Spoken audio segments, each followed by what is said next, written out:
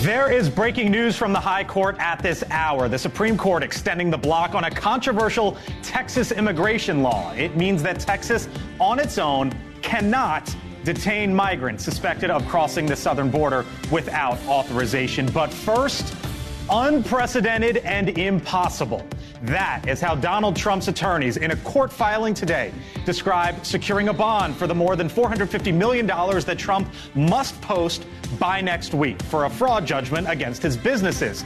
Trump's representatives say they've approached up to 30 different companies, but so far, no takers. Now, just last month, the New York Attorney General threatened to potentially seize Trump's assets if he cannot pay up. We are prepared to make sure that the judgment is paid to New Yorkers. And yes, I look at 40 Wall Street each and every day.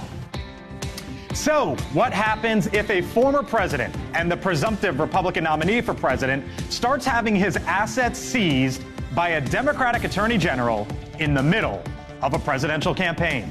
Come on in. I'm Blake Berman. This is The Hill on NewsNation.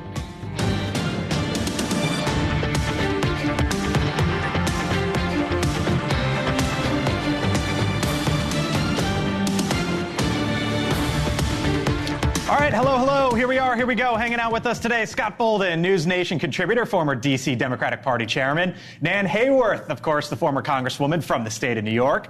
Jeff Maurer is a former senior writer on Last Week Tonight with John Oliver. And Denise Gitsham, NewsNation contributor and Republican strategist. Hello to you all. Happy Monday, start of the week. And we got some things to talk about here to begin the week in politics. It's always Trump, right? We're always I wanted to actually start off the show today with something different, but then Trump came on and said, look, I'm not sure I could post the $450 million bond. So it got me thinking, Scott, you heard Letitia James there last month. Yeah.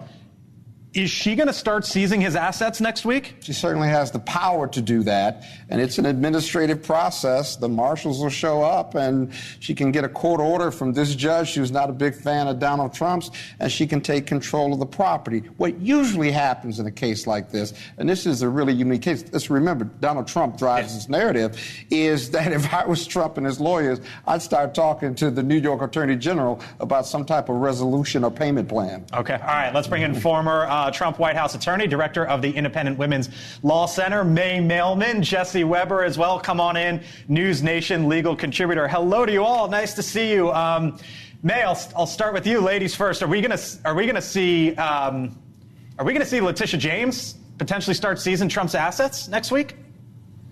I agree with Scott's analysis, but I think that Trump is going to be able to have some sort of legal recourse before then. So by notifying the New York appellate court that he can't pay, he now is putting it in the appeals court or potentially the highest court in New York to make some sort of ruling here. So that way he doesn't have to go to the New York Attorney General. And I suspect, I guess, that the New York Appeals Court or the New York highest court are going to have something to say, because this fine is so excessive. It is designed to prevent him from appealing. It is designed to require that his assets be seized. And that is just not, in my opinion, in accordance with any sort of legal process that we should have in America.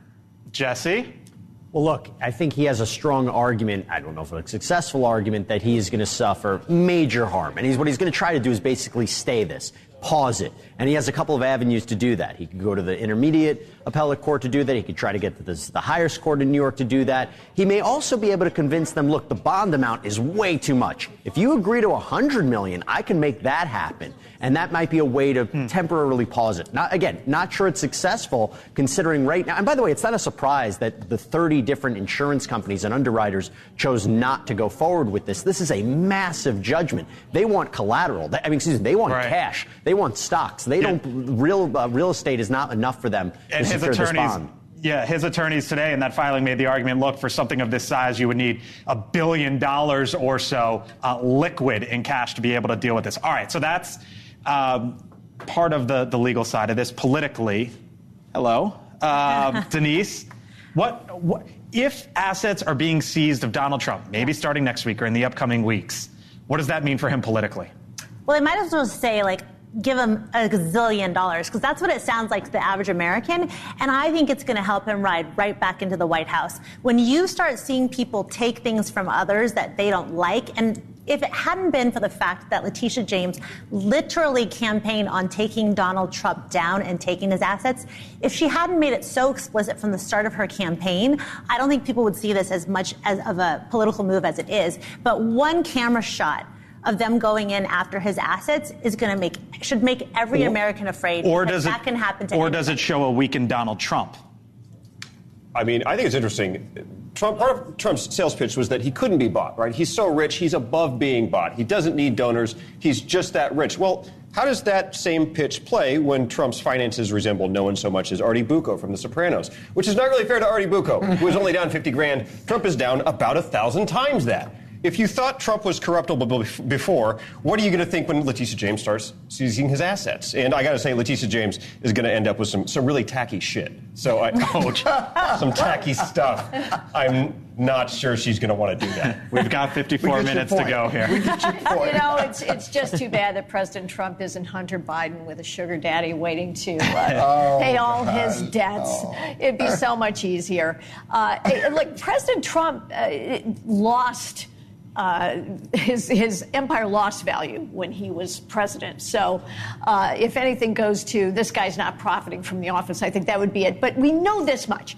Every trial to which he has been subjected so far seems to have had no detrimental effect on his popularity among Americans, and in fact has even elevated it. So I think this is going to, I agree with Denise, this is going to be looked at as a massive overreach. And when they go in for that first building, you know, I think Donald Trump will have a big old press conference and rally. Jesse, I'll give you the last word here. Let me just jump in on that. See, there's a problem with that. The problem is, if he can't put up the cash, this narrative that he was a billionaire and had $400 million in reserves is not quite accurate. And there's also a question of whether or not he would file for bankruptcy, which could be a way to prevent the collection efforts. Now, of course, does Donald Trump want to go the B route and going through bankruptcy, which could tie him up into further litigation? Not entirely sure. But obviously, this was a verdict that he does not want, both legally and politically, in my opinion. All right. Jesse Weber, we'll say goodbye to you here. May Mailman, hang on by for a second. Jesse, thank you.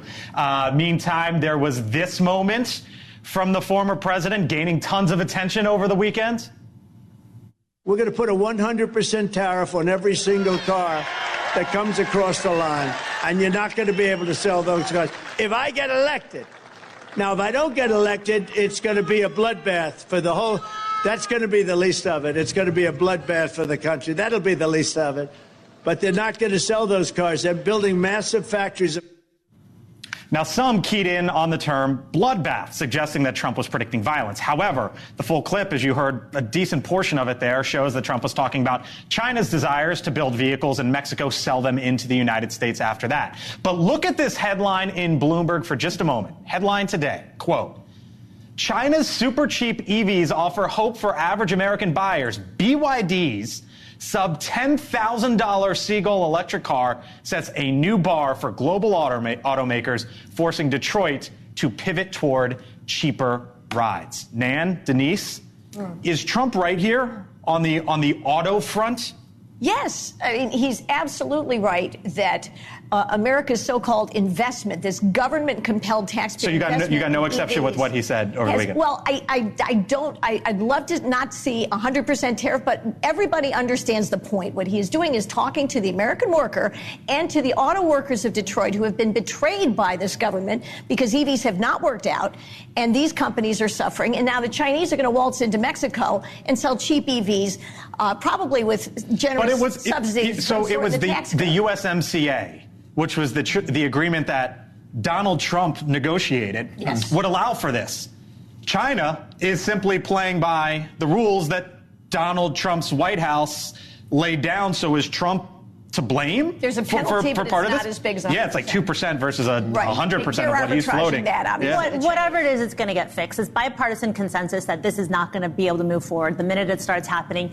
What I think is interesting about this is, to President Biden, I would say, don't pick a fight that you can't win. What you did is President Trump baited you into being so dumb as to actually respond to the word bloodbath instead of the issue at hand, and then gave him 2 bites at the apple to go and explain what he said and double down on the conversation he's been having that's been winning auto workers over. Do you feel baited? I don't feel baited. You feel baited? No. Okay. Here, listen, the 100% tariffs never work, if you will, because Americans can just go down to Mexico and buy a $10,000 car and drive it back up to the U.S. But here's the problem with the bloodbath. You all focused on the bloodbath, and so did the Democrats. I focused on what he said after that. He said the bloodbath. He says, and if I get elected, then he said that will be the least of it. Well, he was talking about autos. Yeah, there, he's talking about the economy and the auto industry. I understand he said that. Then he said that the auto industry, the auto car, will be the least of it, meaning it is the bloodbath. What is after the cars? And what's after the cars is his statements about political violence and his history of his supporters. You think he was baited? No, I think you're doing it again, Scott. I think you're way smarter than that. I think you should be smarter than that, because you are. You shouldn't continue this narrative that literally gives Donald Trump every opportunity to go and explain to the auto workers what they're doing. Jeff and May, real quick. He's a dangerous man, but there's no need for anyone to exaggerate or shade anything he says, because he's dangerous enough when you listen to just anything he says. Hey, May, real quick, I'm wondering what you make of that question. Is he actually right here on the auto front? He is right on the auto front, and obviously USMCA was a bipartisan deal and had to be. And so what President Trump wanted was to just eliminate NAFTA, and I don't think that he cared whether it was replaced or not. But it's his deal. That's part of my point, May. It was his deal, and China's just following, in theory, his deal, are they not? I don't think that China has any interest in playing by the rules. So there's been, a huge amount of washing of their goods, shipping them from here to there to there to there to there, so that by the time you finally get to Mexico, you can't all trace it back to China. But anyway, he's completely right, and the American people are going to respond positively to that. All right, hang on by, May. Meantime, another major story in Washington today at the Supreme Court. Opening arguments held in Murphy versus Missouri. Now, the justices on the high court weighing if limits can be placed on how the government communicates with social media companies. Attorneys general from Missouri and Louisiana sued, concerned that the Biden administration forced social media companies to take down the information that the administration objected to on issues like COVID-19 and election security. Joining us now is the Republican senator from the state of Missouri, Eric Schmitt. Senator Schmitt, thanks for being with us here on the Hill. Appreciate the time. Lay out sort of your concerns here and why you and your state got involved. Yeah, so I think this, and objectively, is the most important free speech case in generations, certainly in my lifetime, because it deals with officials at the highest levels of government colluding and coercing some of the biggest companies in the history of the world. And so we know that under First Amendment law, the government, of course, can't censor, but it also can't outsource that censorship either. And I think what's unique about this case, we sued the government. We didn't sue the social media companies. So we sued the government, and the discovery that we were able to get showed this vast censorship enterprise, emails, text messages, tens of thousands of pages, with the full force of the federal government behind it, eliminating Section 230 protections, investigations, antitrust investigations. And so when you put all that together, it's Orwellian and it's breathtaking in scope. Should the government, though, be able to communicate with private companies of any kind? I mean, the Trump administration, I was there every single day for it. It was a parade of CEOs walking in. What's wrong with the government talking to corporate America? There's nothing wrong with that. The government can espouse a point of view. And of course, what you do with speech you don't agree with is you combat it with more speech, right? Not censorship. What this case lays out, in which the lower court in the district court found, and also the Fifth Circuit Court of Appeals, that this went beyond that this was actually coercion.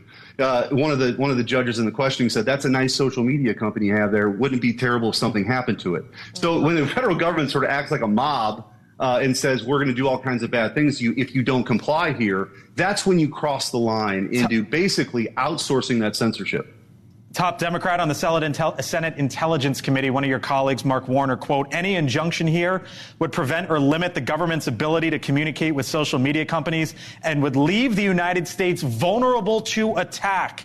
Foreign malign influence campaigns have grown in number, scope, and sophistication since 2016. Does he have a point? So I think, when you're dealing with issues of criminality and national security, those are clearly have been exceptions before. So that's not what we're talking about. But this, I will say, though, my objection there is that what's become in vogue here is to label everything you don't agree with as disinformation and misinformation as a way to gain more power to suppress it. And that's what we saw during COVID. Efficacy of masks, lab leak theory, the Hunter Biden laptop story, all these things the government worked in conjunction with and coordinated and in many instances colluded with and coerced big tech to take that stuff down. They don't get to do that. If you think that masking is the way to go, you stand on the podium and say that. You don't have social media companies and take that down. And that's what this case is I think, unique in that respect. Senator Schmidt, we'll leave it there, and we appreciate the time. I know you had to hang by a few minutes for us, but we appreciate it, sir, and hope you come on back. Anytime. Yep, Senator Schmidt from Missouri. Scott, you would say what? But that's fundamentally what's wrong with the state's attorney general's arguments. The government's power to regulate when there's a health crisis or safety crisis or national security crisis, like COVID, for example. If masks work and we're trying to get a handle around COVID, then they ought to be able to talk to social media companies if they're posting stuff that says masks don't work. You can agree or disagree, but they have to be able to have that conversation. May Mailman, anything you take exception to there? It seems like the justices are concerned about a line drawing problem, and I kind of get it, right? When you're in the White House, you should be able to, I think, have a conversation with anybody, including social media companies, about problems that you see in the world. You should not be able to coerce people into saying what you, the government, say is okay or not okay. And where is the line? And my hope was that the Supreme Court was going to go ahead and draw that line. It seems like they have no interest in it, and so they're going to go ahead and let these practices be legal. But I think that it's going to be a problem that continues to crop up, and there is coercion out there, and I do think we need a legal line defining where that line is. All right, May Mailman, we got to leave it there. Thank you for the time, May Mailman, former Trump White House attorney. Appreciate it. Talk soon. Thank you. All right, you got it. Coming up still here from the Hill, he is the world's second richest person. But is Elon Musk becoming the most untouchable man in America? There is new reporting out on why one of Elon Musk's companies is reportedly working closely with U.S. intelligence. Plus, a NewsNation exclusive. Families impacted by the fentanyl crisis touring the southern border. What's being done to combat the problem? Our Allie Bradley will join us live, and we are speaking to one parent who was the House Speaker's State of the Union guest. That's when The Hill on NewsNation returns.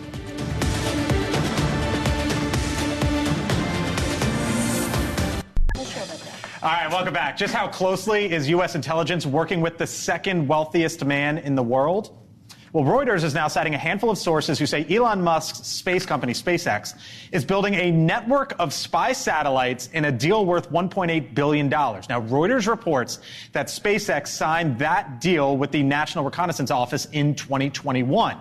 Now, following this report, China's military and state-run media slammed the United States, accusing it of threatening global security. You're already laughing at that. Denise already laughing at that. But, when I saw this over the weekend, and this broke Saturday morning, and I was like, oh, my gosh. Is he the most untouchable man in America right now? I mean, when you look at his involvement with we start to learn more and more and more. Yeah. Right? Like Biden could be voted out. Trump, we don't know what his future is legally. Elon, once you start learning stuff like this. I don't know if he's the most untouchable, but he's probably top 5. He's up there, right? He's an odd guy. He's a real odd guy. But on the other hand, you're the government, you want to launch stuff into space. What company are you going to call? Chef Boyardee? They don't do that. Right. Little Debbie Snack Cakes? They don't launch stuff into space. The companies that do launch stuff into space, well, it's Elon Musk's SpaceX, Jeff Bezos, Blue Origin, Richard Branson, Virgin Galactic. It's the people who launch stuff into space are, let's say, colorful across the board. and wealthy. Yes. It makes him powerful. He's not more powerful than the federal government because they make I don't know how you define untouchable, but he's got a lot of secrets. He got a lot of secrets and a lot of power, and the federal government has given him that power because he does it better than the federal government. Do you worry about him having all of this sway, I guess? And yeah, we don't know, to be fair, we don't know his involvement in this. Again, this is just a Reuters report about a deal that was signed. Yeah. But I mean, you look at Starlink, right? Some 5,500 satellites up there. That's another company. Yeah, the good news is he's not responding, so it's not like there's a leak or anything yet. But I think get concerned whenever our government isn't leading the way that I see other governments leading. And when I saw the response from China, I was thinking the enemy of my enemy is my friend. And so now I'm thinking, how many Democrats are going to go rush to support Elon because the Chinese said it, But at the end of the day, I think this is a basic supply and demand issue. If he's got it and we need it, we have no alternatives. Maybe we should be investing, being more careful about how we spend our taxpayer dollars and really focusing on getting that edge ourselves instead of relying on private citizens, which I think is kind of dangerous. Okay, now I think private enterprise and private industry are the most innovative. They are. So I would respectfully say, Denise, that in fact what we should be doing is lowering the barriers for entrepreneurs to produce this kind of innovation. And the United States' number one problem is that we have a government that confiscates too much from us, too much from our taxpayers, too much from the so-called wealthy, in some misguided effort to spend it themselves. And the people in office, I know I was one of them, are not the smartest at doing that necessarily, and that's the problem. There's my moderate conservative. Speak on business and the economy. I'm a passionate conservative. I miss the real conservative. I'm a libertarian conservative. God bless you. But here's the thing. You got an issue, as a Democrat, you have an issue with Elon? Is that where you're going? I'm going to tell you that let's not miss the link between this story and the story we did 2 weeks ago with the whole Russian piece and the information that was disclosed on the Hill about 2 weeks ago. This, in my opinion, is a direct response to this and why the head of Intelligence Committee raised such a stink about it. They've got to have this because Russia and China are probably doing the same thing. It's a guess. I could be wrong, but I doubt it. I'm telling you, there's many layers to it, but... Yeah. He's an odd guy, and SpaceX has been enormously successful at launching stuff into space. Yes. Their cost per unit is dramatically lower than what NASA was doing before they stepped into the game. The results are what they are. He remains a weird guy. If the government would like alternatives to this admittedly odd guy, they should start developing them soon. So Reuters reports the satellites can track targets on the ground and share that data with U.S. intelligence and military officials. The sources said roughly a dozen prototypes have been launched since 2020, among other satellites on SpaceX's Falcon 9 rockets. 3 of the sources said that from Reuters over the weekend. All right, still much more ahead here on the Hill, including a new debate over fentanyl. How should deaths be described? An overdose or poisoning? On the other side of the break, I'll speak with a Texas mother who lost her son to fentanyl and was a guest at the State of the Union address of the House Speaker. Plus, Allie Bradley, live on the southern border with some exclusive reporting. You're watching The Hill here on NewsNation.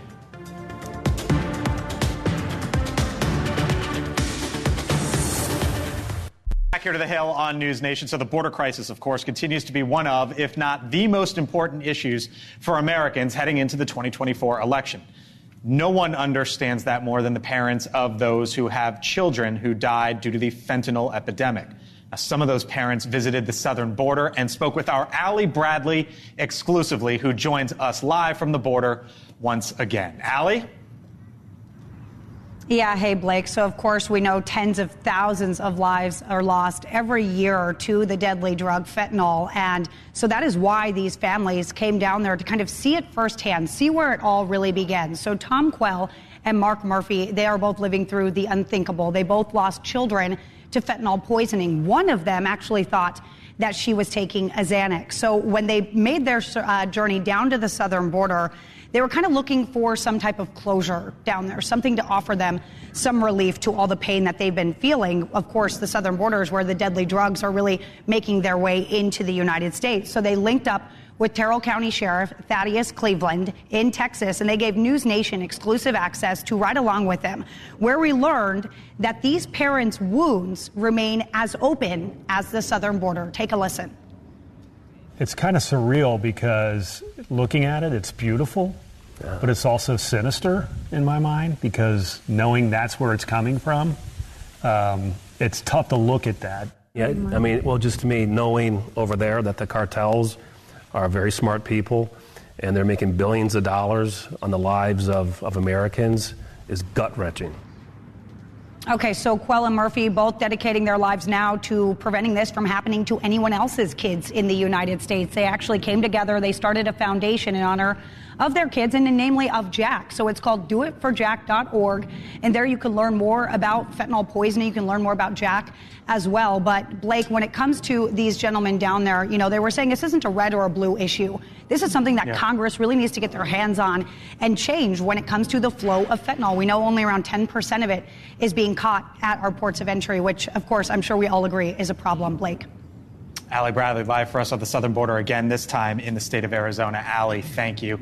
So fentanyl, now the #1 cause of death among 18 to 45-year-olds, believed to have killed more than 73,000 people from November of 2022 to October 2023. Stephanie Turner attended the State of the Union 2 weeks ago as the guest of the House Speaker Mike Johnson. She says that her son's death and so many others should be classified as poisoning rather than as an overdose. And Stephanie joins us live. Stephanie, it's very nice to talk to you. I'm sorry it is under these conditions, but we appreciate the time. Your son Tucker, I was reading about him, took half of a Xanax, I believe, and it was laced with fentanyl. Overdose is what it's described as now, but you believe that these should be described as poisonings. Explain. Yes, this is absolutely a poisoning. We know fentanyl to be added to other illicit manufactured drugs marketed and sold as a prescription Xanax or prescription Percocet. Now, should these kids or people be taking these aftermarket? Absolutely not. But they are, and they have access to them, and they are dying. We know that 2 milligrams is a lethal amount, so just a few grains of salt can easily be added, and 70% of all pills seized by the DEA contain a lethal amount. I mentioned you were the guest of the House Speaker, Mike Johnson, just a couple weeks ago here in Washington for the State of the Union address. We're just down the road from the Capitol. Get out this building, and it's a couple hundred yards to our right. What do you want lawmakers in Washington to do right now?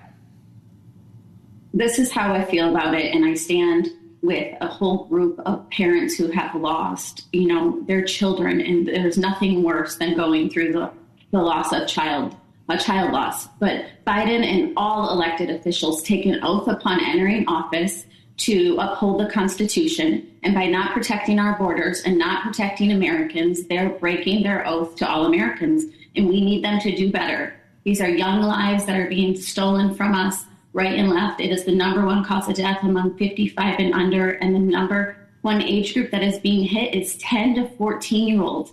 At what point is enough enough? These are kids. And speaking of kids, we're looking at your son, Tucker, up on the screen right now, and I see you smiling. What specifically do you want Congress to do? Is obviously, there was this border bill that got blown up here in Washington. It would have funded 100 inspection machines to help detect fentanyl, declare international trafficking of fentanyl a national emergency. Foreign nationals involved in trafficking could face sanctions. Is it this that you want to see? Is it something else? If lawmakers are watching this and they're seeing this, if you could speak to them, you would tell them pass what? Well, close the border, first of all. That is very, very important. And this border bill needs to be on a standalone. We are at war. Our country is at war. It's killed more than the Iraq, Afghanistan, Vietnam War combined.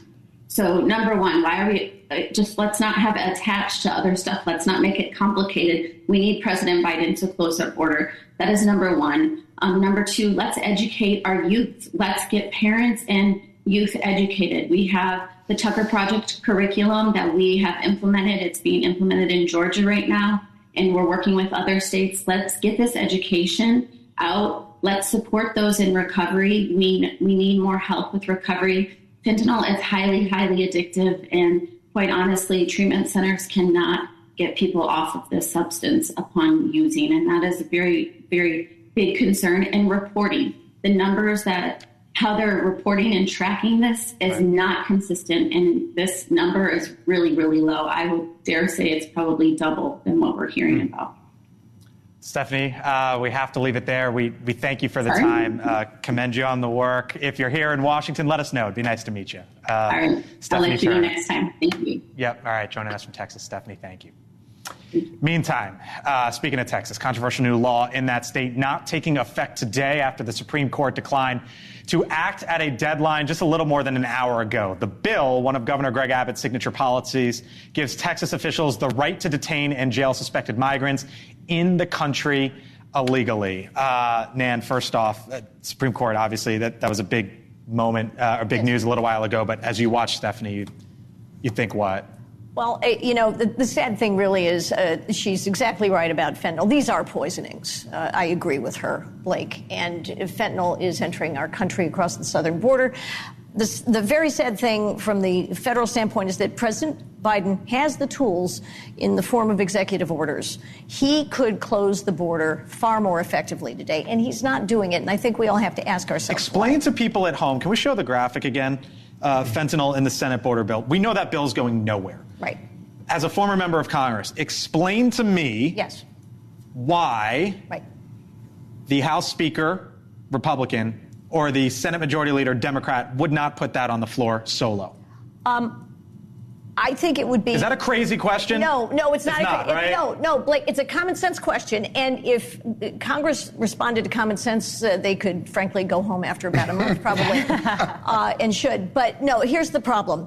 Those very important bills come with all kinds, they're like Christmas trees. They come with all kinds of ornaments attached. So Republicans in the House have resisted because they oppose certain aspects of foreign funding that have been attached to the bill. That wasn't my question, though. Why not just put it solo? Right. Well, because everybody... And I'm not attacking you. But you're right. It would be great if they would. I'd love to see it. I'd love Speaker Johnson to do it. Maybe he will. The problem is they become vehicles for other things, and that's the issue. Well, Nan, respectfully, isn't the reason they didn't put it on the floor because Trump made it clear that he wanted the border as an election issue? No. Okay. No. I thought that was it. No. I agree with you, but the drug problem, which is what we're talking about, is far more complex than shutting the border down. The Republicans will tell you that Trump shut the border down or he had to stem the flow of illegal immigrants. And the fact of the matter is he didn't. And what he did was he just had them wait in Mexico. But fentanyl kept coming. Fentanyl kept coming. Drugs kept coming. And I'm going to tell you why. Because there's a demand in this country for drugs. Yes. You pass legislation to reduce the demand, whether you're taxed or whatever the case might be, then that's how you get rid of fentanyl. The other thing is, majority of fentanyl and other illegal drugs are not coming through this border illegally. They're coming through legally because they're smuggled through these checkpoints that most of us have gone through. I got to run, but I could push back on you and say that graphic again, why doesn't Biden demand that be a standalone inside? Right. I could go on both sides. Close the border. And Republicans would say just close the border. And the woman said close the border. Still to come here on the Hill, speaking of the feds, they are on the case of all things. America, don't worry. McDonald's.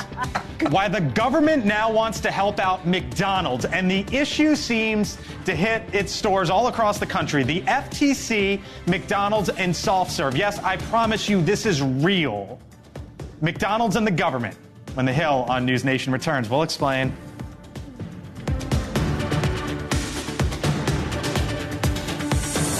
Tries to lower the temperature just a little bit, laugh at each other, kind of, sort of.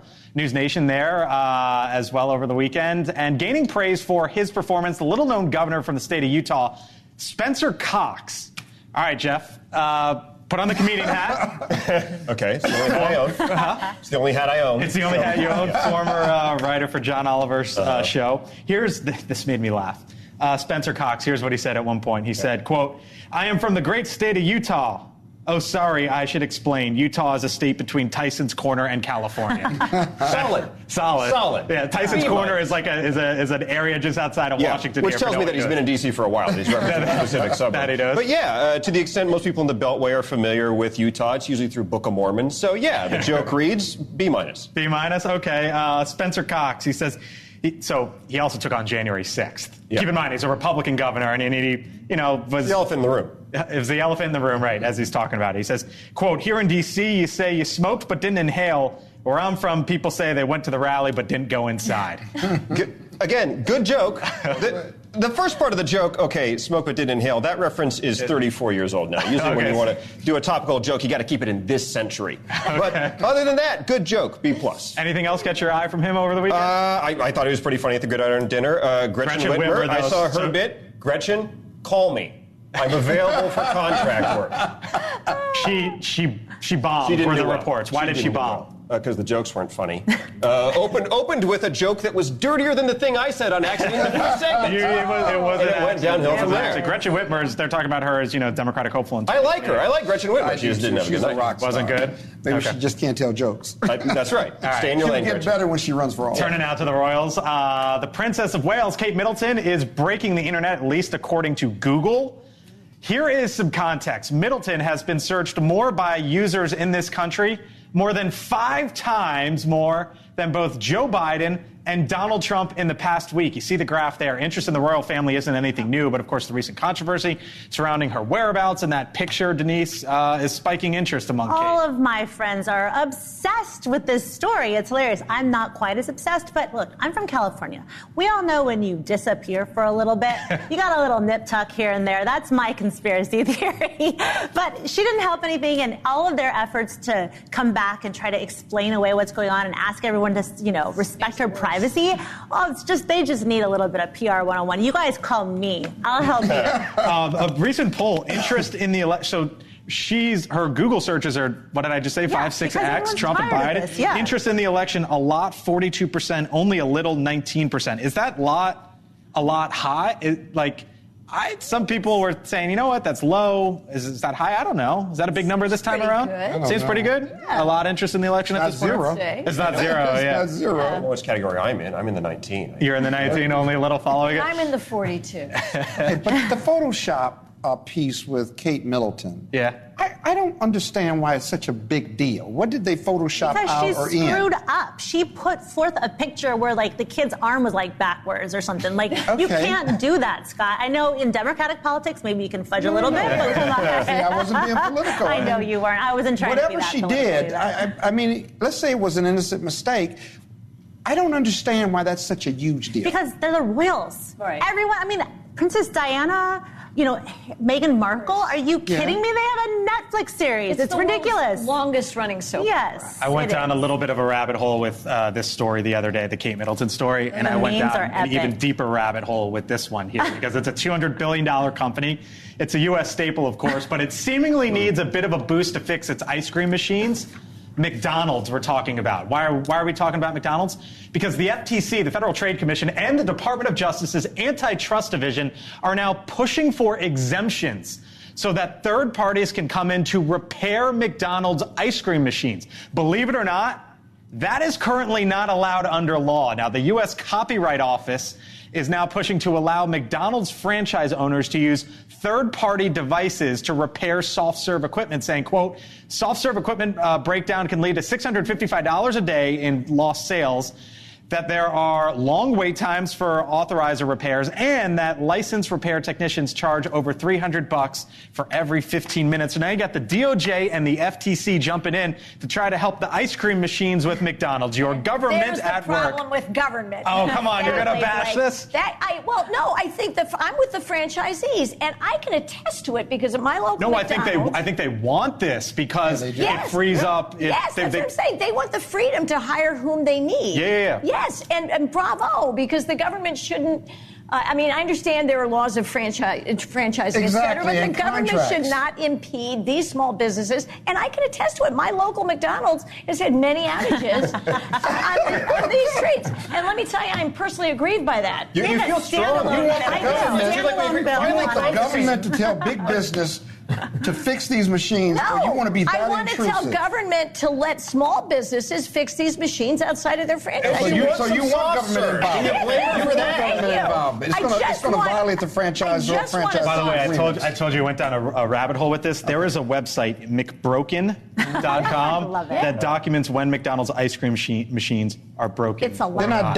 They're not doubling down or getting government involved with the double cheese. No, I don't think so. I think they should make McDonald's serve the McRib year round. Sometimes. Why is it the Haley's Comet of pseudo meat? What is the McRib? Is it really rib meat? Bring back the egg white delight, please. That's a platform. Anytime. Coming up, still here from the Hill. Did RFK Jr. pull off a great campaign stunt? Is that the way to look at this? Maybe something else? How the presidential candidate is suddenly grabbing a lot of headlines about his White House bid. What to make of it? Leland Vittert, host of On Balance, joins on the other side of the break. But first, some welcome news in Washington. Would you look at this? The iconic cherry blossoms officially hit their earliest peak bloom in at least 20 years. It arrived yesterday, about a week earlier than expected. That is a look at Washington. If you're in the area, come on by. It is beautiful. We're back here on the Hill. Stay with us.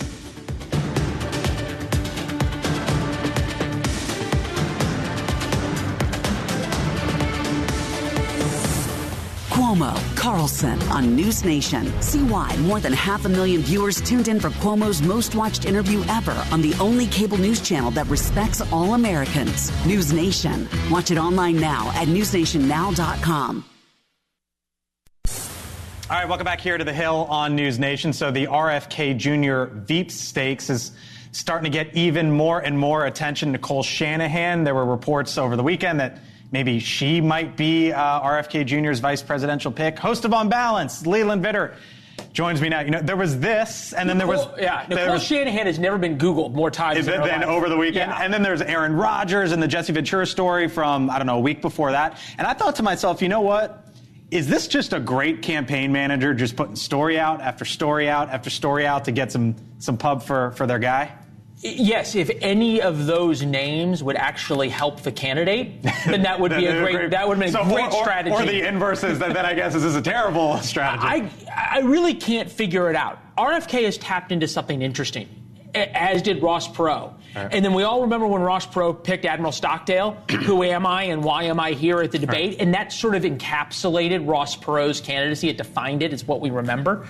RFK is dangerously close to doing that. RFK Jr., by the way, coming up here on NewsNation in about an hour's time. He'll be on with Chris Cuomo later this evening.